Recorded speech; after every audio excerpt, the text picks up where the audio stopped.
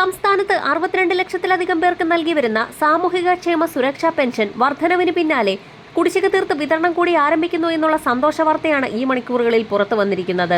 സംസ്ഥാന ധനവകുപ്പിന്റെ ഭാഗത്തു നിന്നും ഇത് സംബന്ധിച്ചുള്ള സ്ഥിരീകരണം കൂടി എത്തിയിരിക്കുകയാണ്. സാമൂഹ്യ സുരക്ഷാ പെൻഷന് പുറമെ ക്ഷേമനിധി ബോർഡുകൾ വഴി പെൻഷൻ തുക സ്വീകരിക്കുന്ന ഗുണഭോക്താക്കൾക്കും നിലവിൽ ഒരു ഗഡു കുടിശ്ശിക തുകയായ 1600 രൂപ കൂടി മാത്രമാണ് ഇനി എത്തിച്ചേരാനുള്ളത്.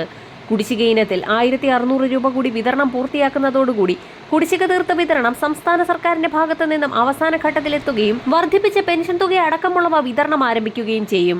സാമൂഹ്യ സുരക്ഷാ പെൻഷൻ തുകയിൽ നിലവിൽ 200 രൂപയുടെ വർധനമാണ് ആദ്യഘട്ടത്തിൽ സർക്കാരിന്റെ ഭാഗത്തു നിന്നും ഉണ്ടാകാൻ പോകുന്നത്. പെൻഷൻ തുക 1800 രൂപയാക്കാനാണ് സർക്കാർ തീരുമാനം. കേരളപ്പിറവി ദിനത്തിൽ ഇത് സംബന്ധിച്ച് പ്രഖ്യാപനം നടത്തി വർദ്ധിപ്പിക്കുന്ന തുക നവംബർ മുതൽ വിതരണം ചെയ്യാനാണ് ധാരണ.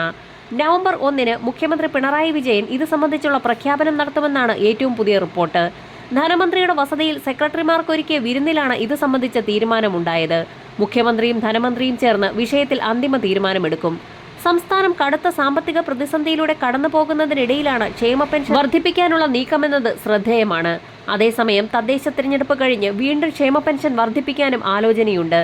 നിയമസഭാ തിരഞ്ഞെടുപ്പിലേക്ക് പോകുന്നതിന് മുൻപ് ക്ഷേമ പെൻഷൻ 2000 രൂപയെങ്കിലും ആക്കണമെന്ന് നിർദ്ദേശം വന്നിരുന്നു. നിലവിൽ 62 ലക്ഷത്തിലധികം പേർക്ക് പ്രതിമാസം 1600 രൂപയാണ് ക്ഷേമ പെൻഷനായി നൽകുന്നത്.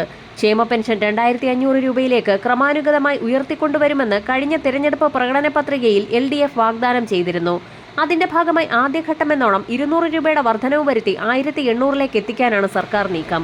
ഒരു മാസത്തിലെ കുടിശ്ശിക അടക്കമുള്ള തുകയാണ് അടുത്ത മാസം വിതരണം ചെയ്യുക. ഇതോടൊപ്പം സർക്കാർ ജീവനക്കാരുടെ ശമ്പള പരിഷ്കരണത്തിലും നിർണായക പ്രഖ്യാപനം ഉടൻ ഉണ്ടായേക്കുമെന്ന് ധനമന്ത്രിയുടെ അടുത്ത വൃത്തങ്ങൾ അറിയിച്ചിരിക്കുകയാണ്. ജീവനക്കാരുടെ ശമ്പള പരിഷ്കരണത്തിന്റെ കുടിശ്ശികയിൽ ബാക്കിയുള്ള 2 ഗഡുക്കൾ PF-ൽ ലയിപ്പിച്ചേക്കും. ശമ്പള പരിഷ്കരണത്തിന് കമ്മീഷനെ നിയോഗിക്കാനും ധാരണയായിട്ടുണ്ട്. 2 മാസമായിരിക്കും കമ്മീഷന്റെ കാലാവധി. 2 മാസത്തിനകം ശമ്പള പരിഷ്കരണ കമ്മീഷൻ റിപ്പോർട്ട് തയ്യാറാക്കും. സർക്കാർ ജീവനക്കാരുടെ DA വർധന നടപ്പാക്കാനും തീരുമാനമുണ്ട്. 2023 ജനുവരിയിൽ ലഭിക്കേണ്ട DA വർധനയാകും നൽകുക. 2019 കുടിശ്ശികയായ 2 ഗഡു അടുത്ത ജനുവരിയിൽ നൽകാനും തീരുമാനമായിട്ടുണ്ട്. നിലവിൽ സർക്കാർ ജീവനക്കാരുടെ 17% DA കുടിശ്ശികയാണ്. ഇതിനു പുറമെ വിവിധ മേഖലകളിൽ കുടിശ്ശികയായി കിടക്കുന്ന ആനുകൂല്യങ്ങളടക്കം വിതരണം ചെയ്യാനാണ് സംസ്ഥാന സർക്കാരിന്റെ നിലവിലെ നീക്കം. നിർമ്മാണ മേഖലകളിൽ പെൻഷൻ കുടിശ്ശികയടക്കമുള്ളവ കാലങ്ങളോളമായി മുടങ്ങിക്കിടക്കുന്നത് സർക്കാരിന് മേൽ പ്രതിസന്ധി ഉയർത്തുന്ന സാഹചര്യത്തിൽ പെൻഷൻ കുടിശ്ശിക ഒരു പരിധിവരെ കൊടുത്തു തീർത്തേക്കും. ഒക്ടോബർ മാസത്തിലെ പെൻഷൻ തുക വിതരണം ഈ ആഴ്ച മുതൽ ആരംഭിക്കും. വരും ദിവസങ്ങളിൽ സർക്കാരിന്റെ ഭാഗത്തു നിന്നും വമ്പൻ പ്രഖ്യാപനങ്ങൾ പുറത്തുവരും. വരും ദിവസങ്ങളിലെ സർക്കാർ അറിയിപ്പുകൾക്കായി ചാനൽ സബ്സ്ക്രൈബ് ചെയ്യാൻ മറക്കാതിരിക്കുക.